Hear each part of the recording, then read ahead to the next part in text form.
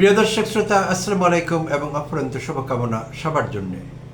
শহীদ রাষ্ট্রপতি জিয়াউর রহমানকে একবার কোনো এক মন্ত্রী তার দৃষ্টি আকর্ষণ করে বললেন যে, স্যার, আপনার কার্যালয়ে একজন কর্মকর্তা আছেন যিনি আওয়ামীপন্থী।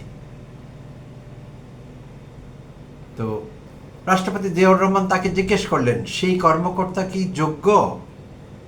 তার কি কাজ করবার দক্ষতা আছে? তিনি কি কাজে কর্মে মনোযোগী, সিনসিয়ার, পাংচুয়াল, এসব গুণাবলীগুলো আছে? তখন সেই মন্ত্রী তাকে বললেন, হ্যাঁ, সেগুলো তো আছে। তখন জিয়াউর রহমান বলেছিলেন, তাহলে তো ঠিকই আছে। প্রিয় দর্শক শ্রোতা, শহীদ রাষ্ট্রপতি জিয়াউর রহমানের কর্মকর্তা নিয়োগ করবার ক্ষেত্রে কিংবা কাউকে পদে রাখবার ক্ষেত্রে এই ছিল তার ক্রাইটেরিয়া, অর্থাৎ যোগ্যতা, নিয়মানুবর্তিতা, সততা, কাজের প্রতি মনোযোগ। এইটি ছিল তার কাছে ক্রাইটেরিয়া। কোন পন্থী সেটি ক্রাইটেরিয়া ছিল না। সেজন্যই সম্ভবত তিনি হতে পেরেছিলেন রাষ্ট্রনায়ক জিয়াউর রহমান। রাষ্ট্রপতি তো অনেকেই হন, রাষ্ট্রনায়ক কিন্তু সবাই হন না, আর এই অভিধাটি সবার নামের সঙ্গে যুক্তও হয় না। যাই হোক, তো এখন ক্ষমতায় আছেন তার পুত্র জনাব তারেক রহমান। তিনি এখন প্রধানমন্ত্রী।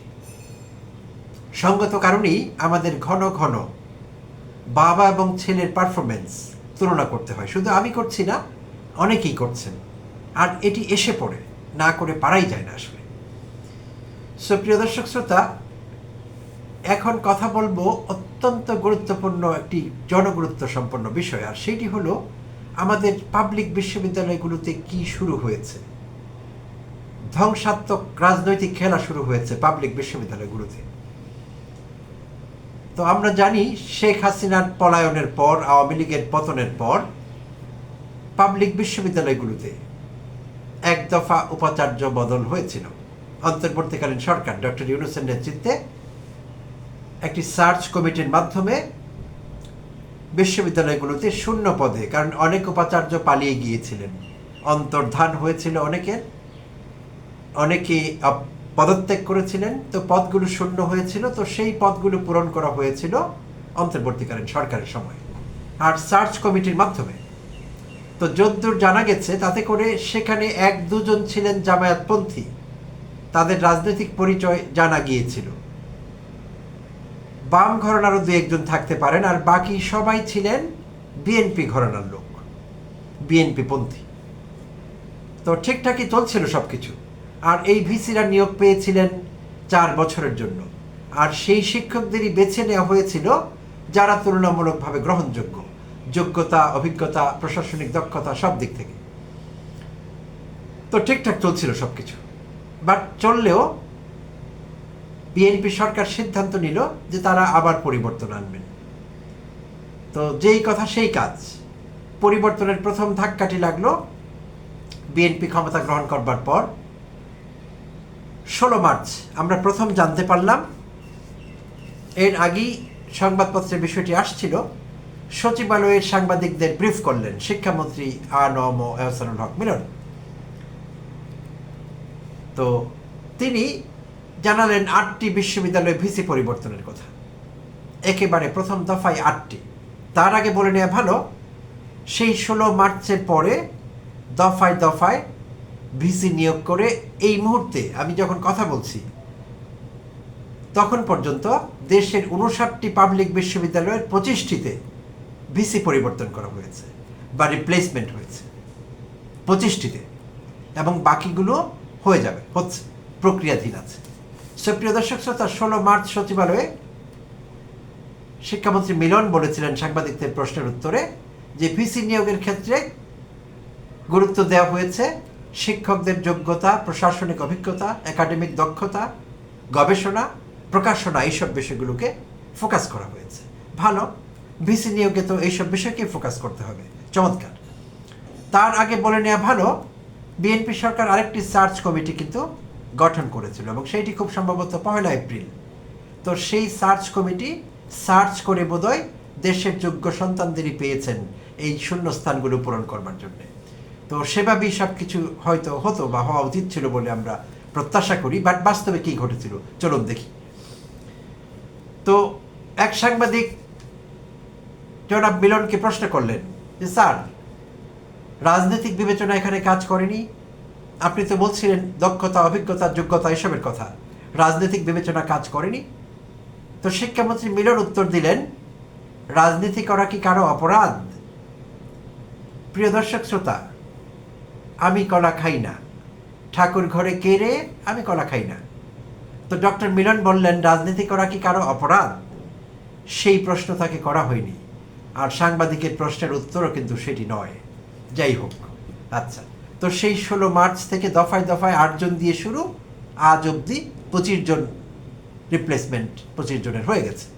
আচ্ছা, তো এখন কথা হলো, এই কাজটি করতে গিয়ে অভিযোগ উঠেছে দলীয়করণের, যে ক্রাইটেরিয়াটি হয়েছে মূলত দলীয় আনুগত্য আছে কিনা এই অধ্যাপকদের যারা ভিসি নিয়োগ পেলেন। তো যাদের নিয়োগ করা হলো, এই নিয়োগ থেকে কিছু গ্রস অভিযোগ উঠে এসেছে, সেগুলো হলো, প্রথমত, বিজ্ঞান ও প্রযুক্তি বিশ্ববিদ্যালয়গুলোর মতো বিশেষায়িত বিশ্ববিদ্যালয়গুলোতে কয়েকটিতে ভিসি নিয়োগ করা হয়েছে এমন অধ্যাপকদের যারা আরবি বিষয়ের অধ্যাপক কিংবা মার্কেটিংয়ের অধ্যাপক। কোন বিশ্ববিদ্যালয়ে? বিজ্ঞান ও প্রযুক্তি বিশ্ববিদ্যালয়। একবার ভেবে দেখুন প্রিয় দর্শক শ্রোতা, এখানে দেশের স্বার্থ, জাতির স্বার্থ, শিক্ষার মান কোথায় বিবেচনায় রাখা হয়েছে? বিজ্ঞান ও প্রযুক্তি বিশ্ববিদ্যালয়ের ভিসি হলেন মার্কেটিং কিংবা আরবি বিভাগের অধ্যাপকেরা, প্রথমত। দ্বিতীয়, যেই কাজটি করা হয়েছে, অনেক ক্ষেত্রে সংশ্লিষ্ট বিশ্ববিদ্যালয়ে সেই বিশ্ববিদ্যালয়ের যোগ্য অধ্যাপক ছিলেন ভিসি হবার জন্য, তাদেরকে বিবেচনা দেওয়া হয়নি, অন্য বিশ্ববিদ্যালয় থেকে অধ্যাপক এনে ভিসি বানানো হয়েছে। তৃতীয়ত, বিতর্কিত কিছু অধ্যাপককে ভিসি বানানো হয়েছে। তো একটি একটি করে ব্যবচ্ছেদ করব। প্রথমটিতে আসছি, কোন কোন বিশেষায়িত বিশ্ববিদ্যালয়ে আরবি কিংবা মার্কেটিং বিভাগের অধ্যাপক নিয়োগ করা হয়েছিল ভিসি হিসাবে, একবার দেখে নিই। প্রথমত, মাওলানা ভাসানী বিজ্ঞান ও প্রযুক্তি বিশ্ববিদ্যালয়ের ভিসি হিসেবে নিয়োগ করা হয়েছে ঢাকা বিশ্ববিদ্যালয়ের মার্কেটিংয়ের অধ্যাপক ডক্টর ABM শহীদুল ইসলামকে। প্রিয় দর্শক শ্রোতা, একবার ভেবে দেখুন, বিশ্ববিদ্যালয়ের নাম হলো মাওলানা ভাসানী বিজ্ঞান ও প্রযুক্তি বিশ্ববিদ্যালয়, আর সেখানে ভিসি হিসেবে নিয়োগ পেলেন ঢাকা বিশ্ববিদ্যালয়ের মার্কেটিংয়ের অধ্যাপক ABM শহীদুল ইসলাম।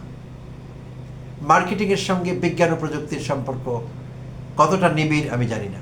আচ্ছা, নাম্বার 2, শাবি প্রবি, যেটাকে বলি আমরা, শাহজালাল বিজ্ঞান ও প্রযুক্তি বিশ্ববিদ্যালয়, এর ভিসি হিসেবে নিয়োগ দেওয়া হলো 23 মে গত প্রফেসর ডক্টর মোহাম্মদ খায়রুল ইসলামকে, শাহজালাল বিজ্ঞান ও প্রযুক্তি বিশ্ববিদ্যালয়, প্রফেসর খায়রুল ইসলাম। আর তিনি একই বিশ্ববিদ্যালয়ের, অর্থাৎ শাবি প্রবির ব্যবসা প্রশাসন বিভাগের প্রধান, বিজনেস অ্যাডমিনিস্ট্রেশন বিভাগের প্রধান, নিয়োগ পেলেন প্রযুক্তি বিশ্ববিদ্যালয়টিতে ভিসি হিসেবে। নাম্বার 3, পিরোজপুর বিজ্ঞান ও প্রযুক্তি বিশ্ববিদ্যালয়, এখানে ভিসি হলেন মোহাম্মদ ছবিরুল ইসলাম হাওলাদার, তিনি রাজশাহী বিশ্ববিদ্যালয়ের আরবি বিভাগের অধ্যাপক। একবার ভেবে দেখুন, আমার তো মাথা চক্কর দিচ্ছে, পিরোজপুর বিজ্ঞান ও প্রযুক্তি বিশ্ববিদ্যালয়ের ভিসি কি করে হতে পারেন রাজশাহী বিশ্ববিদ্যালয়ের আরবি বিভাগের অধ্যাপক? থাকলো প্রশ্ন আপনাদের কাছে, কমেন্টে জানাবেন কি ভাবছেন এই বিষয়ে আপনারা। আচ্ছা, এবং আরো যোগ করতে পারি সঙ্গে, রাজশাহী বিশ্ববিদ্যালয়ে তিনি যখন আরবি বিভাগের অধ্যাপক ছিলেন, তার বিরুদ্ধে অনিয়ম এবং দুর্নীতির কিছু অভিযোগের তদন্ত চলছিল। সেই আপাত দৃষ্টিতে অভিযুক্ত শিক্ষককে ভিসি নিয়োগ করা হলো। যাই হোক, নাম্বার 4, নবী প্রবি নোয়াখালী বিজ্ঞান ও প্রযুক্তি বিশ্ববিদ্যালয়, সেখানে ভিসি নিয়োগ পেলেন ঢাকা বিশ্ববিদ্যালয়ের সমাজ কল্যাণ ও গবেষণা ইনস্টিটিউটের অধ্যাপক ডক্টর গোলাম রাব্বানী, সমাজ কল্যাণের অধ্যাপক, বিজ্ঞান ও প্রযুক্তি বিশ্ববিদ্যালয়ের ভিসি হলেন। আচ্ছা, তো এই গেল তার পদের সঙ্গে বেমানান কিংবা অপ্রাসঙ্গিক বিষয়ে ডিগ্রি আছে এমনদের আলোচনা। এইবার দেখব নিজ বিশ্ববিদ্যালয়ের যোগ্যতা সম্পন্ন শিক্ষক আছেন, কিন্তু তাদেরকে বিবেচনা দেওয়া হয়নি। কেন দেওয়া হয়নি? সম্ভবত সেখানে দলীয় লোক নেই। আচ্ছা, এটি সাম্প্রতিক উদাহরণ, আর সেটি ঘটেছিল আমরা যেটিকে ডুয়েট বলি, Dhaka university of engineering and technology, গাজীপুরে। অতি সাম্প্রতিক ঘটনা। ডুয়েট নিয়ে অনেক দড়ি টানাটানি, টাগ ও বর যেটিকে বলি আমরা, সেটি চলছিল বেশ কিছুদিন শিক্ষার্থীদের সঙ্গে বিশ্ববিদ্যালয় প্রশাসনের তথা সরকারের। সেই ডুয়েটে ভিসি হিসাবে সরকার নাম প্রস্তাব করলো শাহজালাল বিজ্ঞান ও প্রযুক্তি বিশ্ববিদ্যালয়ের ইন্ডাস্ট্রিয়াল অ্যান্ড প্রোডাকশন ইঞ্জিনিয়ারিং বিভাগের অধ্যাপক, ইন্ডাস্ট্রিয়াল অ্যান্ড প্রোডাকশন ইঞ্জিনিয়ারিং বিভাগের অধ্যাপক ডক্টর মোহাম্মদ ইকবালকে। ডক্টর ইকবাল সাবি প্রভৃতি ছিলেন শাহজালালে, তাকে নিয়ে আসা হলো ডুয়েটে। অথচ ডুয়েটে এই অধ্যাপকের অভাব নেই যোগ্যতা সম্পন্ন যারা ভিসি হতে পারতেন, কিন্তু বিবেচনা পাননি। আচ্ছা, তো এবার দেখব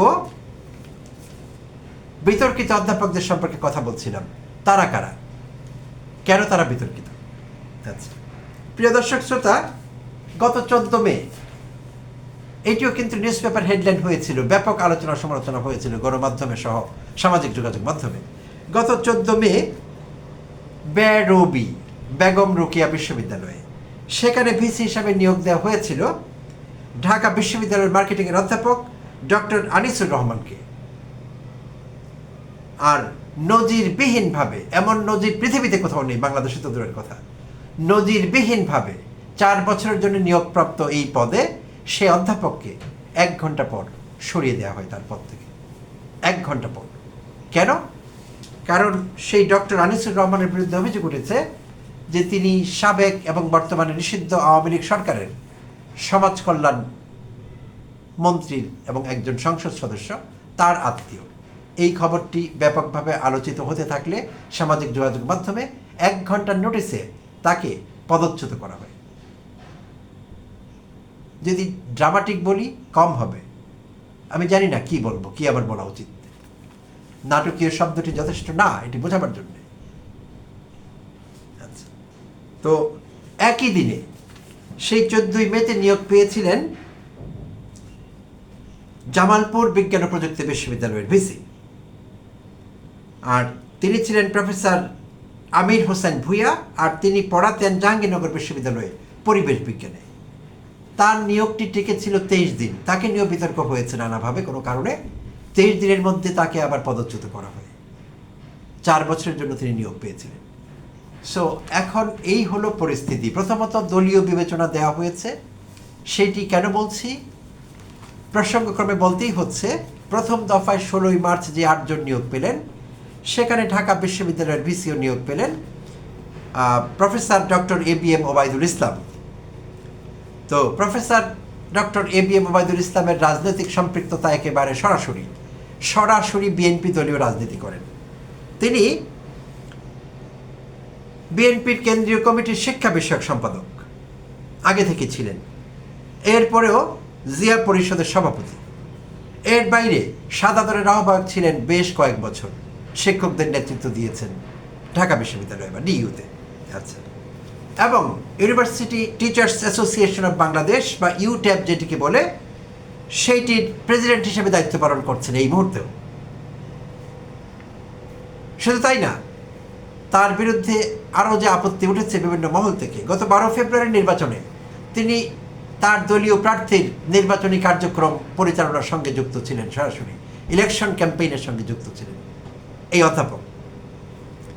আর বাকি যারা আছেন, বাকি 24টি বিশ্ববিদ্যালয়ের, তারা কোনো না কোনোভাবে কেউ পেশাজীবী সংগঠন দলটির, জাতীয়তাবাদী পেশাজীবী সংগঠন, কেউ জিয়া পরিষদ, কেউ শিক্ষক সংগঠন সাদা দল, কিংবা ইউট্যাব যেটিকে বলছি, university teachers association of Bangladesh, এগুলোর সাবেক কিংবা বর্তমান নেতা।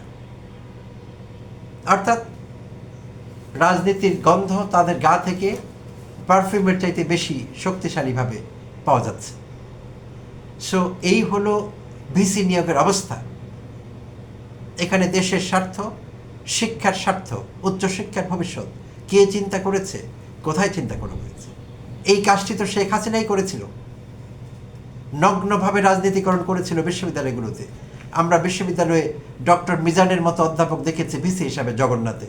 মিজান বলছিলেন যুবদলের সভাপতি হতে পছন্দ করবেন, হলে তার খুব ভালো লাগবে।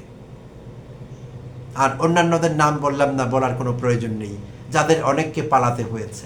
কোনো ভিসিকে পালিয়ে যাবার কথা না, এমনকি আওয়ামী নিয়োগ হলেও, কারণ কাজই তারা এমন করতেন। রাজনীতি ছিল তাদের একমাত্র কাজ, বিরোধী পক্ষকে শায়েস্তা করা। সেই শায়েস্তার শিকার কিন্তু ছাত্র দলও হয়েছিল। আজ তারা অল্প কয়েক মাসের ব্যবধানে সেই সব ভুলে হাসিনার সেই রেখে যাওয়া পথরেখা অবলম্বন করছে তারা। বিশ্বাস করা যায় এটি, প্রিয় দর্শক শ্রোতা? আচ্ছা, এখানে আরও কিছু বিষয় আছে আলোচনা করবার। এখানে ঢাকা বিশ্ববিদ্যালয়ের ভিসি ছিলেন অন্তর্বর্তীকালীন সরকারের নিয়োগ পাওয়া প্রফেসর নিয়াজ। তিনি এবং প্রফেসর ফায়েজ, যিনি ইউজিসির চেয়ারম্যান ছিলেন, তারা কিন্তু বিষয়গুলো আগেই টের পেয়েছিলেন। তাই তারা আগেভাগেই পদত্যাগ করে নিজের মান সম্মান রক্ষা করেছিলেন। বাকিরা তো সেটি পারলেন না, বাকিদের সরিয়ে দেওয়া হলো। বাট এই দুই অধ্যাপক তাদের সম্মান বাঁচাতে পেরেছিলেন। আর তার আগে শেষ করবার আগে বলে নেওয়া ভালো, আমি বিএনপির নির্বাচনী ইশতেহার আপনাদের একটু স্মরণ করিয়ে দিতে চাই। ইশতেহারের নির্বাচনী অঙ্গীকার প্রধান প্রতিশ্রুতি অংশ থেকে আমি একটু পাঠ করছি, দু এক লাইন। প্রধান প্রতিশ্রুতি নির্বাচনী ইশতেহারের অঙ্গীকারের: মেধাভিত্তিক সরকারি নিয়োগ নিশ্চিত করা হবে। বর্তমান শিক্ষাক্ষেত্রে বিরাজমান নৈরাজ্য দূর করে জ্ঞানভিত্তিক শিক্ষাকে প্রাধান্য দেওয়া হবে। প্রিয় দর্শক শ্রোতা, সেইটির প্রতিফলন কি এই ভিসি নিয়োগে ঘটেছে? হ্যাঁ, এখানে এইটুকু সত্যতা আছে, ভিসি পদে যারা নিয়োগ পেয়েছেন তাদের মিনিমাম ক্রাইটেরিয়া তারা ফুলফিল করেছেন। তাদের প্রত্যেকেরই পিএইচডি আছে, অনেক বছরের অধ্যাপনার অভিজ্ঞতা আছে। এই বেসিক ক্রাইটেরিয়া তারা ফুলফিল করেছেন, এইটুকু সত্যি। কিন্তু রাজনৈতিক বিবেচনা কেন দেওয়ার দরকার হয়েছিল? শহীদ রাষ্ট্রপতি জিয়াউর রহমান কি তার আমলে ভিসি নিয়োগে রাজনৈতিক বিবেচনা দিয়েছিলেন? ইতিহাস তো সেই কথা বলে না। তার কাছে যোগ্যতা, অভিজ্ঞতা, একাডেমিক এক্সেলেন্স এইসবই ছিল যোগ্যতার মাপকাঠি। কিন্তু তার সন্তান তারেক রহমান, তিনি এখন ক্ষমতায়, তার সরকার এখন ক্ষমতায়। কি দেখতে পেলাম আমরা এটি? সো এই তুলনা দেশের মানুষ করবেই, সঙ্গত কারণেই এই তুলনাটি উঠে আসবে। তো আমি ব্যক্তিগতভাবে বিশ্বাস করি না তারেক রহমান এইসব করেছেন, কারণ তারেক রহমান এইসব সম্পর্কে জানতেন না। 17 বছর দেশের বাইরে ছিলেন, তাকে দিয়ে এসব করানো হয়েছে। আমি জানি অনেকে বলবেন শেখ হাসিনাকে দিয়েও তো অনেক অন্যায় কাজ করানো হয়েছে, শেখ হাসিনা জানতেন না, মানছি। কিন্তু শেখ হাসিনা দেশেই ছিলেন, রাজনীতি নিয়ে নাড়াচাড়া করেছেন বছরের পর বছর, সব বিষয়ে কম বেশি তার জানা ছিল। তাই শেখ হাসিনার অজান্তে কোনো কিছু হয়নি। বাট তারেক রহমানের অজান্তে অনেক কিছু হবার সম্ভাবনা আছে, আশঙ্কা আছে। তো আমার কাছে মনে হচ্ছে যে এই বিষয়গুলোতে তারেক রহমানের হস্তক্ষেপ ছিল না। বিএনপির সিনিয়র নেতারা, তারা এখন মন্ত্রী বা যে কোনো পজিশনেই থাকুন না কেন, তারা এইসব করিয়েছেন। তারা প্রধানমন্ত্রীকে বুঝিয়েছেন বিশ্ববিদ্যালয়গুলোতে চট দখলের মতো দখলে নিতে হবে, সেখানে আধিপত্য বিস্তার করতে হবে, প্রভাব বিস্তার করতে হবে। বাংলাদেশে ক্ষমতায় থাকতে হলে এটি খুব গুরুত্বপূর্ণ। এইসব করে হাসিনা ক্ষমতায় থাকতে পারেনি, আপনারাও পারবেন না। রাস্তা কিছু ভিন্নই হবে এবং ব্যতিক্রমী। প্রিয় দর্শক শ্রোতা, অনেক অনেক ধন্যবাদ জানবেন, সঙ্গে থাকবেন।